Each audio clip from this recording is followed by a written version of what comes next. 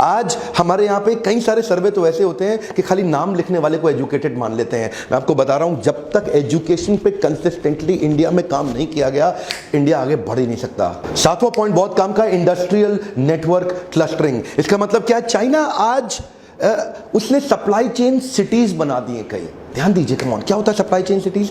वो एक प्रोडक्ट को बनाने के लिए जो जो कुछ रिक्वायर्ड है उसका पूरा एक क्लस्टरिंग क्रिएट कर देगा। इसका मतलब क्या है? सिंगल फोकस प्रोडक्ट की एक सिटी तैयार हो गई। अब वो एक मोबाइल बनाने के लिए आसपास सब कुछ जो जो कुछ चाहिए सब एक जगह पे आ गया। कुछ अमेरिकन उदाहरण लेते हैं, शुरू करते हैं डेट्रॉइट से, जिसको मोटर सिटी बोला जाता है। ये auto hub, auto parts manufacturing का है। न्यूयॉर्क को फाइनेंशियल सेंटर माना जाता है, वो फाइनेंस के लिए हब है।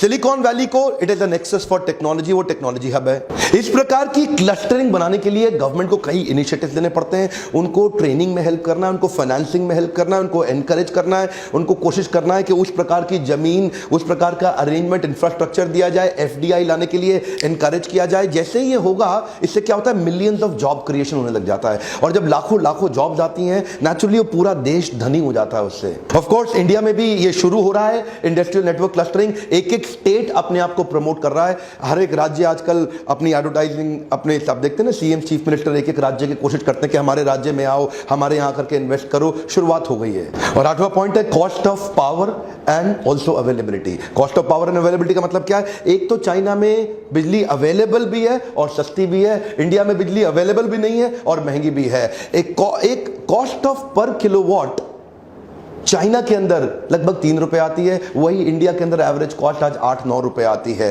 तो और दूसरा क्या, वहां 24/7 बिजली अवेलेबल है। इधर आप कहीं इंडस्ट्रियल एरियाज में आप जाते हैं, वहां 10-10, 12-12 घंटे तक बिजली है ही नहीं। उनको अपने पर्सनल जेनसेट, अपनी पर्सनल कॉस्ट पे उसको मैनेज करना पड़ता है। अब जब अगर बिजली का सपोर्ट नहीं है देश में अभी भी कई जगह पे, तो फिर तो नुकसान होता ही है। 9th पॉइंट है वर्ल्ड क्लास इंफ्रास्ट्रक्चर। चाइना और इंडिया में आज भी बहुत फर्क है। चाइना में उनके हाईवेज, उनके रोड्स, उनके पोर्ट्स, उनके एयरपोर्ट्स, उनका जितना सप्लाई चेन, उनका इंफ्रास्ट्रक्चर इन टोटलिटी बहुत आगे है इंडिया के मुकाबले। चाइना एक्चुअली शुरुआत करता है जब भी किसी काम की 20, 25, 30 साल की तैयारी करके चलता है, जिसके कारण इनकी ट्रांसपोर्टेशन कॉस्ट इंडिया के मुकाबले बहुत घट गई है। इंडिया में उतना इंफ्रास्ट्रक्चर नहीं है, इसलिए ट्रांसपोर्टेशन कॉस्ट भी ज्यादा है, जो एक्चुअली कॉस्ट ऑफ मैन्युफैक्चरिंग में ऐड करनी पड़ जाती है। माल बेचते वक्त किसी भी मैन्युफैक्चरर को ट्रांसपोर्टेशन की कॉस्ट तो जोड़नी पड़ेगी। इधर ट्रांसपोर्टेशन दिल्ली टू मुंबई जितनी आएगी, उतनी वहां पे ग्वांगझाओ से उतने डिस्टेंस पे चाइना में देखेंगे वो कॉस्ट कम आती है। क्यों? इंफ्रास्ट्रक्चर अच्छा है, फैसिलिटीज वहां पे बहुत अच्छी हैं। चाइना में तैयारी ग्रोथ, डेवलपमेंट और कंट्री की लॉन्ग टर्म नीड के हिसाब से होती है। हमारे देश में तैयारी 5 साल बाद मुझे वोट वापस कैसे मिल जाए उस हिसाब से होती है। तो क्योंकि यहाँ पे बड़ा शॉर्ट लिव्ड अटेंशन स्पैन है कि मेरे को 5 साल संभालना है, अगली बार कुर्सी वापस रह जाए, तो अपीजमेंट बहुत ज्यादा है। उधर अपीजमेंट नहीं है, उधर ग्रोथ और डेवलपमेंट पे फोकस है।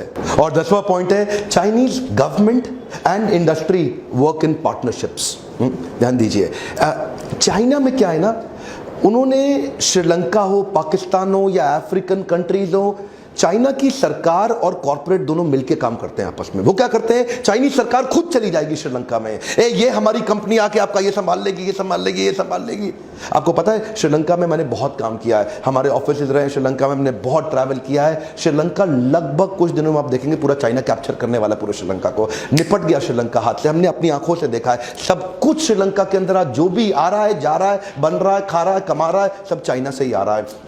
जितनी सड़कें, हाईवे, पोर्ट्स, जो कुछ बन रहा है सब चाइनीज गवर्नमेंट ही वहां बना रही है। क्यों? जानते हैं, चाइना अपनी कॉर्पोरेट को साथ लेके चलती है और अपने पॉलिटिकल इंटरनेशनल इंटरेस्ट को भी साथ लेती है, कंट्री को ही लपेट लेती है पूरे। एक कंपनी को घुसाया, उस कंट्री को उठा लिया। पाकिस्तान घुस गए, पूरा चाइना पाकिस्तान लपेटने लगा है, आपके सामने देखने रहे क्या? अफ्रीकन कंट्रीज में घुस गए। इंडिया में ये सब नहीं हो सकता।